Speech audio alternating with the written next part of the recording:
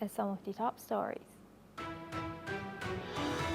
US President Donald Trump has vowed not to be intimidated by Russian President Vladimir Putin ahead of their high-stakes Alaska summit scheduled for later today, promising Ukraine would be included in any deal even as Kyiv is left out for the talks.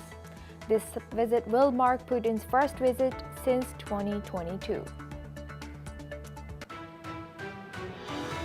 Russian President Vladimir Putin has praised North Korean troops fighting in Ukraine as heroic in a letter to North Korean leader Kim Jong-un, underscoring deepening military ties between Moscow and Pyongyang.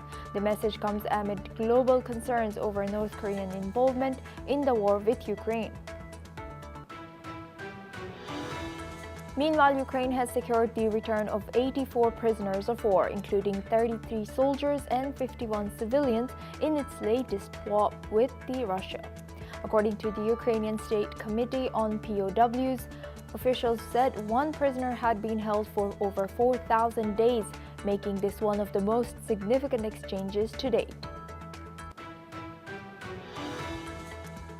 Germany and the EU have urged Israel to halt plans to build thousands of new homes in the West Bank, warning that the controversial E1 settlement project undermines the two-state solution and violates international law. German officials and EU Foreign Policy Chief Kaja Kallas have strongly rejected the Israeli government's decision. Iranian Foreign Minister Abbas Araghchi has said that Tehran is working with China and Russia to prevent Britain, France, and Germany from reimposing snapback sanctions over its nuclear program, according to local state media.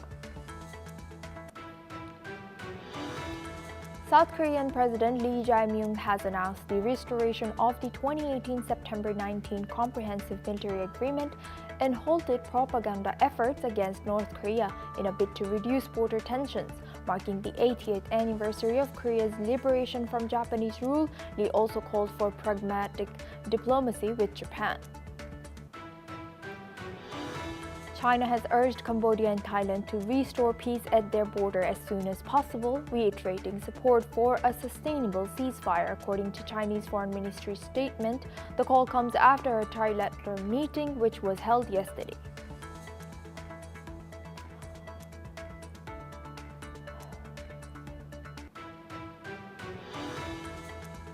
At least 52 people have been killed and over 100 remain missing after flash floods and landslides swept through the Indian Union territory of Jammu and Kashmir.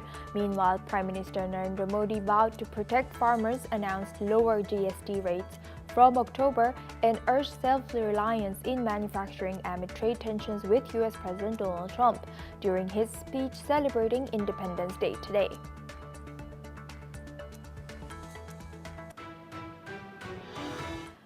Japan's Prime Minister Shigeru Ishiba and Emperor Naruhito have vowed to uphold peace as the country marked the 80th anniversary of the Second World War's end.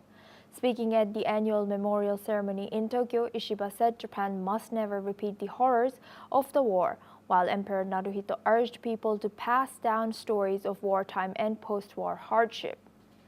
8 decades since the end of the war, the conflict reportedly remains a source of tension between Japan and its neighbors, particularly China and North and South Korea. The anniversary was also marked by visits to the controversial Yasukuni Shrine, where 2.5 million war dead are honored, including 14 wartime leaders convicted as Class A war criminals and more than 1,000 others found guilty by Allied tribunals. Agriculture Minister Shinjiro Koizumi, former Minister Sanae Takaichi, and members of the far-right Sanseito Party were among those who visited. Here's what the Japanese Prime Minister and Emperor had to say. 終戦以来80年、人々のたゆみない努力により、今日の我が国の平和と繁栄が築き上げられましたが、多くの苦難に満ちた国民の歩みを思うとき、誠に感慨深いものがあります。戦中、戦後の苦難を今後とも語り継ぎ、私たち皆で心を合わせ、将来にわたって平和と人々の幸せを希求し続けていくことを心から願います。先の大戦から80年が経ちました。今では戦争を知らない世代が大多数となりました。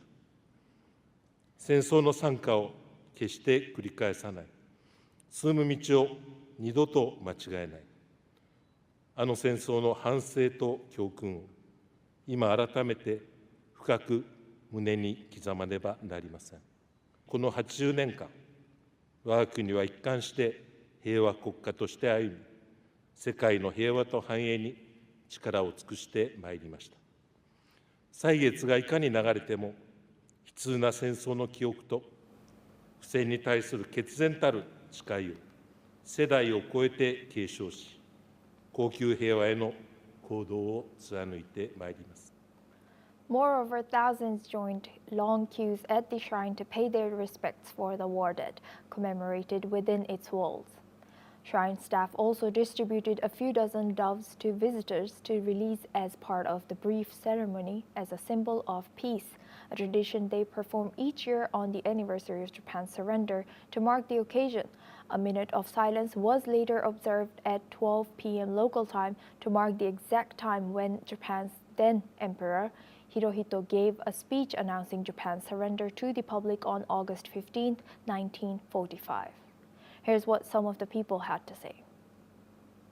そういうのを思うとやはりね、もう戦争70年80年という区切りがここのところずっとありますけれども、もうそういう思いは私たちもしたくないですし、後世にも残したくないかな。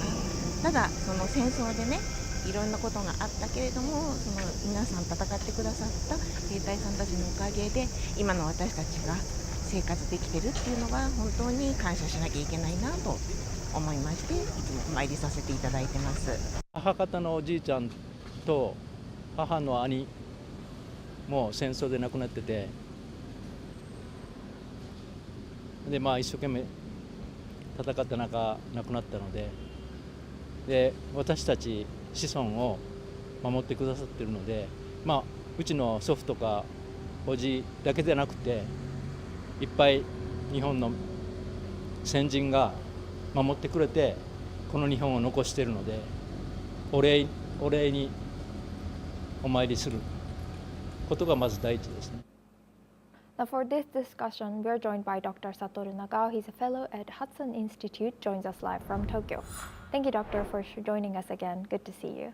Now, how did visits by Japanese ministers to the Yasukuni Shrine affect Japan's diplomatic relations, especially with China and South Korea?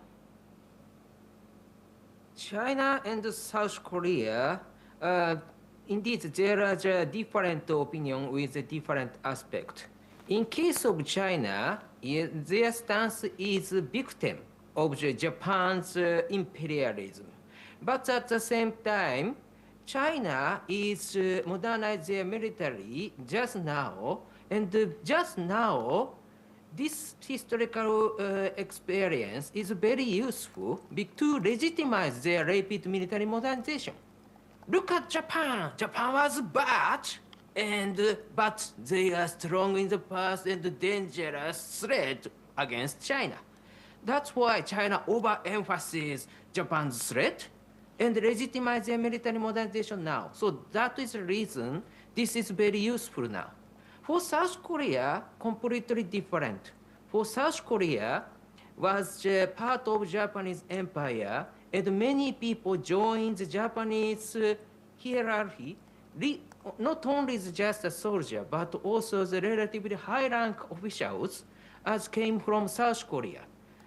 After the South Korea's independent, they are part of South Korea, even if they are the part of the empire. So that's why they need to emphasize they are victim. Japan was wrong. Japan was brutal, colonialist, imperialist, dangerous. But South Korea resist this. And finally they maintain the independence. Now South Korean government got legitimacy to govern the South Korea because they are resistance against Japanese empire. But the reality is, part of them are official of the Japanese empire. So that was controversial, but that was important background. Both China and South Korea need to say, Japan is wrong, and they are enemy, they are strong, and we are victim. So that's why this is, they need to say, they need these facts now, not past. Now they need this. So that is a background in case of the South Korea and China, or the North Korea also. North Korea is similar with South Korea. And, but in case of Japan, for Japan, this is completely different. In the past, what Japan need to say is, we will not repeat the same invasion again. So we lost the war, and we admit it, we lost the war. So that's why the, Japan try to be careful in this case. Japan is not threat. It's a message Japan want to send after the World War II. In this case, they do not want to link with the historical fact Japan was empire. So that's why they take distance from the Yasukuni Shrine, which respect the war dead. But recently, the situation has changed. China is modernizing military rapid pace, and China is threat instead of Japan. Now, Taiwan, the Philippines' attitude has changed, especially the Philippines changed. In the past, Philippines say, Japan is brutal enemy, something like that. Now, Philippines say, amending Article 9 of the Constitution, which limit to possess the military forces of Japan, should change. Philippines will support it, Philippines said. And so, strong Japan is their interest, they start to say. Under such kind of a change of the international environment, how to respect the sacrifice for the country is matter in Japan.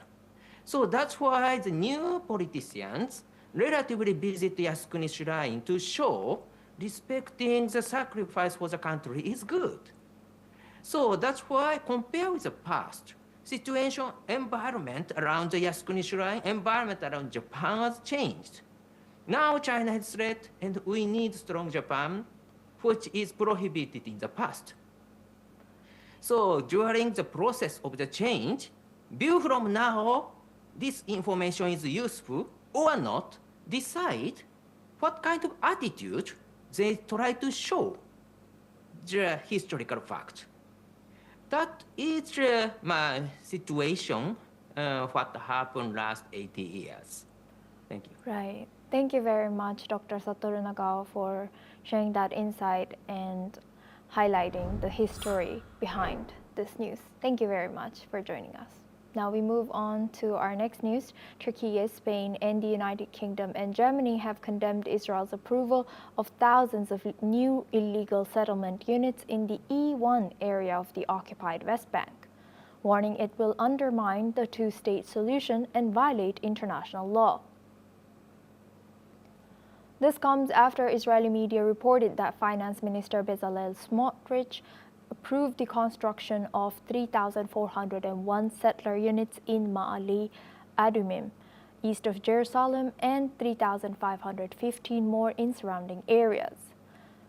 The project aims to split the West Bank into northern and southern parts, isolating East Jerusalem. The Turkish Foreign Ministry said the move disregards international law and United Nations resolutions and targets the territorial integrity of the State of Palestine, the basis for a two-state solution, and hopes for lasting peace. It has also reportedly reaffirmed Turkey's support for an independent Palestinian state based on 1967 borders with East Jerusalem as its capital.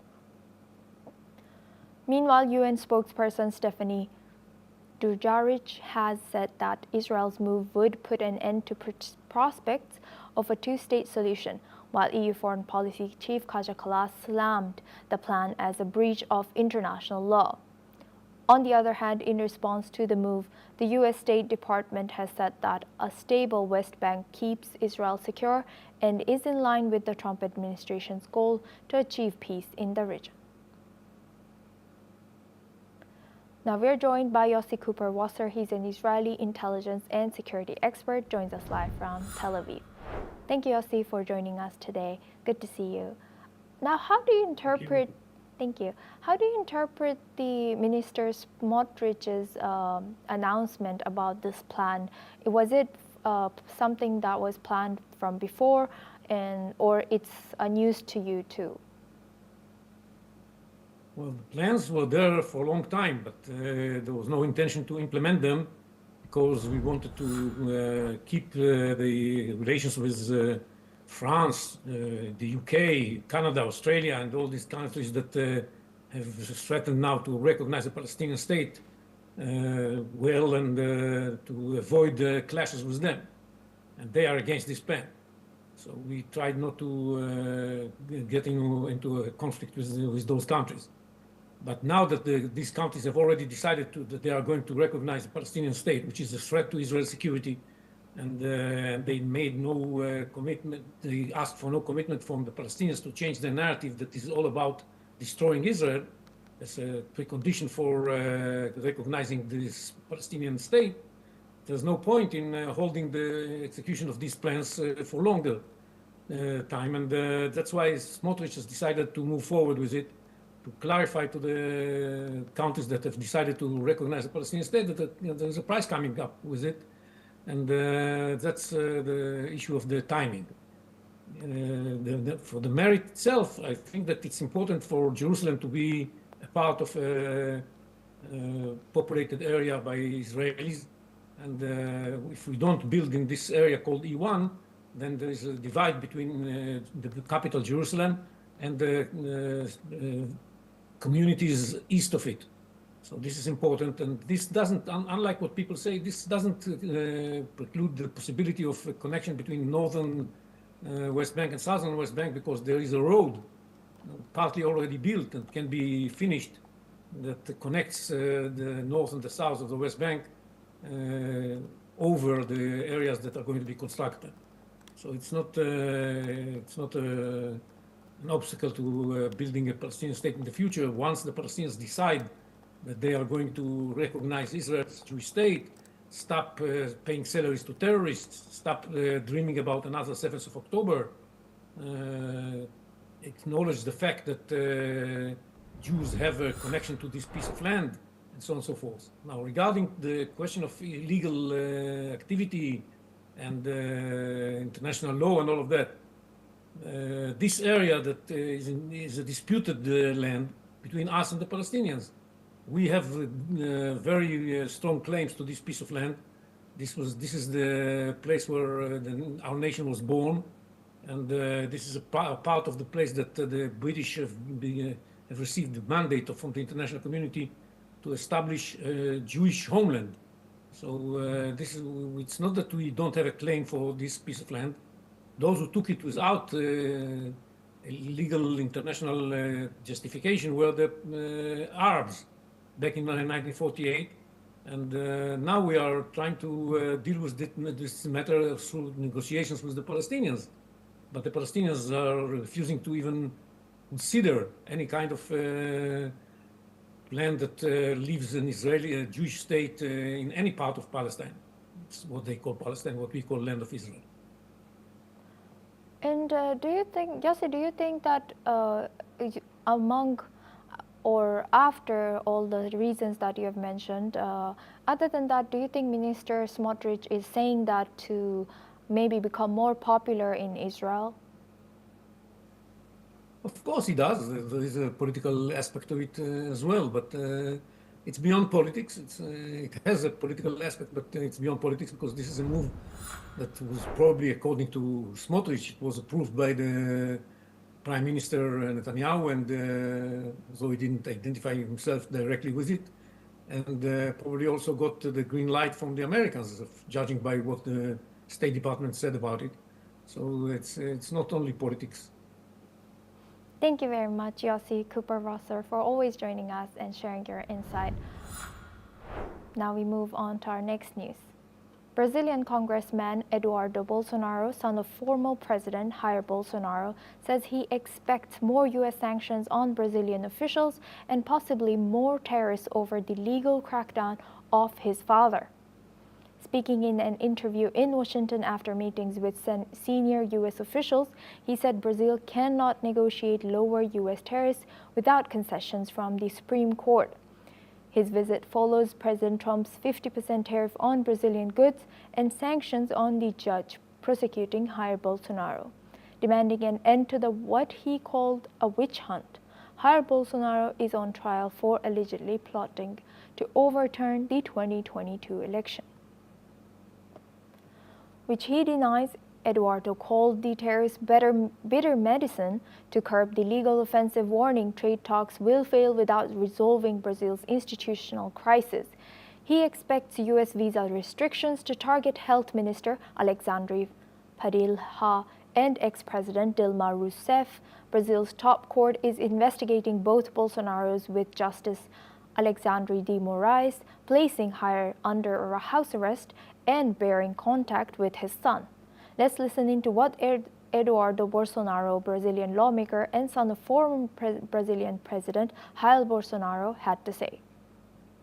Very happy that President Donald Trump is getting his attention to Brazil. He, Secretary Rubio, Secretary Bessent, and are applying some diplomatic medicines before the Brazilian regime consolidates itself. And this is very important because if they consolidate the regime, no longer will be useful all of these diplomatic medicines as sanctions or take the visas, American visas of this kind of authorities. If I do believe that some sanctions, more sanctions are coming against Brazilian authorities, yes, I do believe, because Alexandre de Moraes is still doubling down. The last thing that he did is put Jair Bolsonaro under Rome arrest, house arrest. And President Trump is saying that it's very bad, it's very ugly, all the lawfare that Jair Bolsonaro, his family, and his supporters are suffering in Brazil. So I could expect more tariffs because Brazilian authorities, they did not change their behavior. They are still doing everything wrong. They are still persecuting political opponents, and this is not a democracy. But it's a madness you believe that you are going all the time talking things against President Trump, like Lula said, like a new Trump administration would be the new face of Nazism, and then you'll be received with a red carpet here in Washington, D.C. This is insane. So they have to look for what they are doing. I'm not responsible for the results of their behaviors. Now for this discussion, we are joined by retired Major General J.G. Dwivedi. He's a defense analyst, joins us live from New Delhi. Thank you for joining us today. Welcome to NewsX World. Thank you so much. Thank you.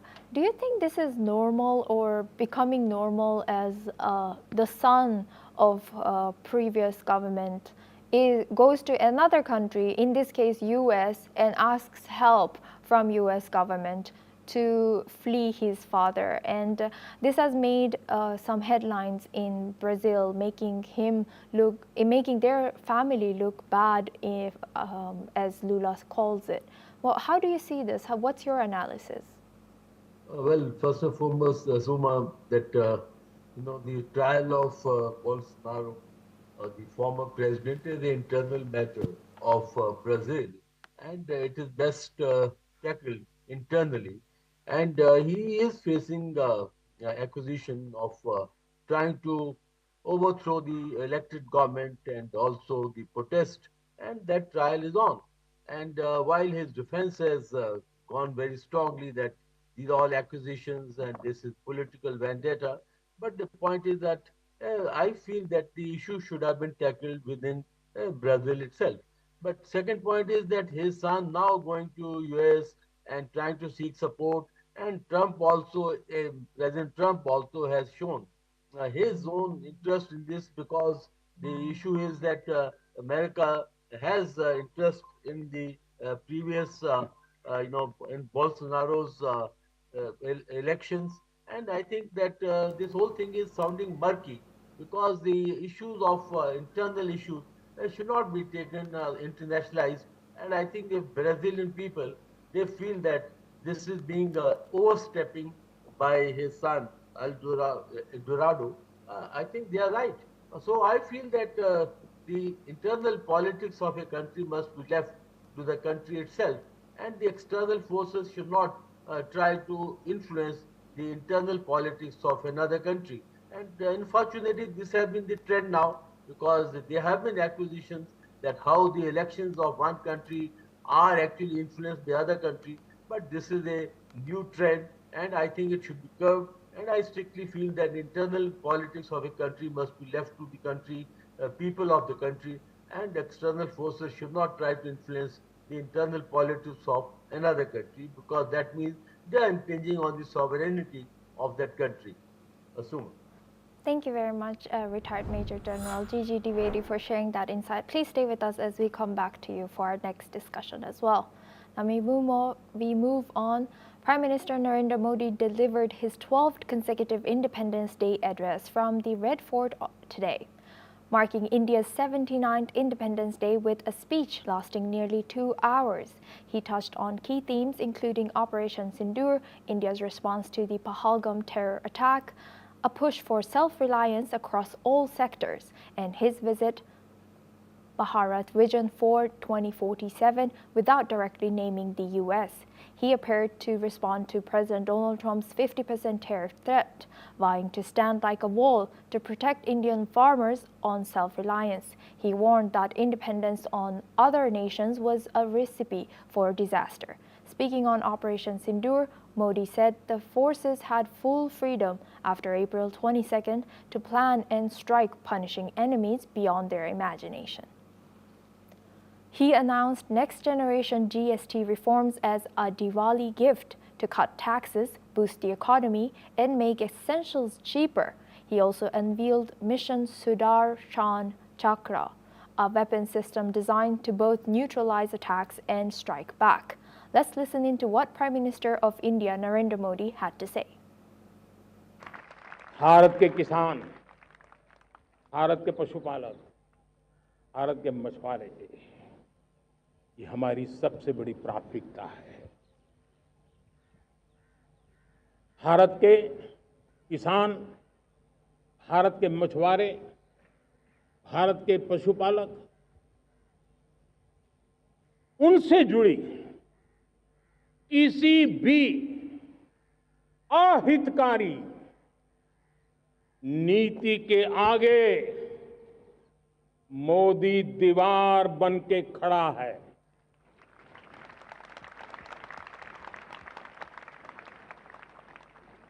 Bharat अपने किसानों, अपने पशुपालकों, अपने मछुआरों के संबंध में कभी भी कोई समझौता नहीं स्वीकार करेगा।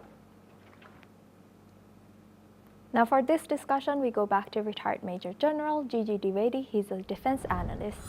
Thank you, Major General Gigi Dwivedi, for staying with us. Now, Prime Minister mentioned the Visit Bharat Vision for 2047 suggests a long-term focus on growth security. How do you see India's defense initiatives like the Mission Sudarshan Chakra contributing to this vision? Well, Suma, first and foremost, heartiest felicitations on the India's 79th Independence Day to all the viewers. Happy Well, Independence I think you have asked a very pertinent question. Prime Minister Modi, he delivered a very inspirational and motivational speech, which was almost over 100 minutes, and he flagged number of issues which would be impacting India's growth for next about 25 years. And in that, he laid down India's vision, both in the deep-rooted reforms and how India would achieve its mission of a developed country by 2047. Now, coming specifically to the defense issues, Prime Minister Modi has highlighted why defense is so very important, because Asuma, if you are not secure, you cannot obviously prosper. So therefore, security and prosperity go hand in hand. And he flagged a couple of issues as far as India's security is concerned. And first was Operation Sindoor, which was executed by India some 3 months back, primarily it was aimed, and intent was to give a very strong message to Pakistan that should they continue with the cross-border terrorism, then they'll have to face retribution and pay the penalty. And Operation Sindoor was a thumping success because India did achieve its political and military aim absolutely. And a very stern message are given to Pakistan when their terrorist camps were decimated, and they even when they retaliated, the Air Force bases were also degraded and considerable damage were caused. So therefore, one message was that India will not tolerate any impact or any infringement of its security and sovereignty. Secondly, as far as the long-term defense reforms are concerned, he made it very clear that we need to be self-reliant and we need to give impetus to our manufacturing industry, especially the defense industry, and therefore he has given number of, I think, guidelines also, his directions that how India is going to be a self-reliant country. And also, the security does not only concern the weapon systems, it also concerns the energy security, where he has laid down the vision that India should aspire to be energy self-reliant, especially as far as the non-renewable energy is concerned.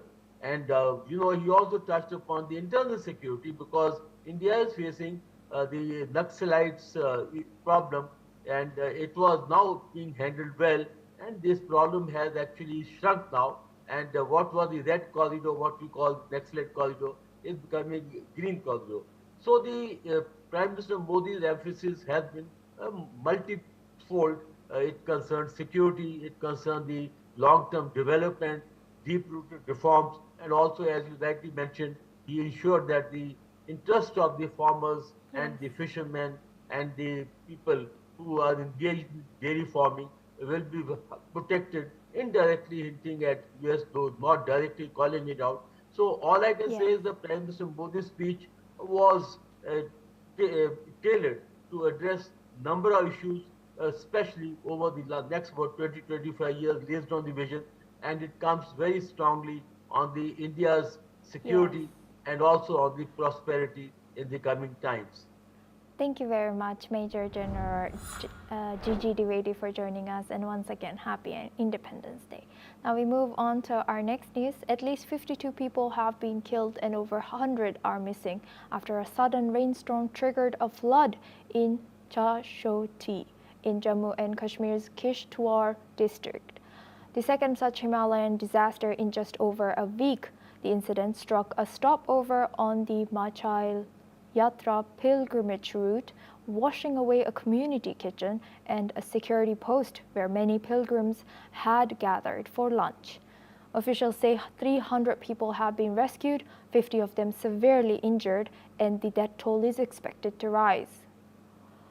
Rescue operations involving police disaster response teams and the Army Air Force are ongoing. The disaster hit at 11:30 a.m. local time, with television footage showing pilgrims in tears as water swept through the village. Days earlier, a flood and mudslide in Uttarakhand caused similar devastation. The Indian Meteorological Department defines a cloudburst as over 100 millimeters of rain in 1 hour, which can trigger flash floods and landslides. The local weather office has warned of more intense showers in Kashmir, urging residents to stay alert.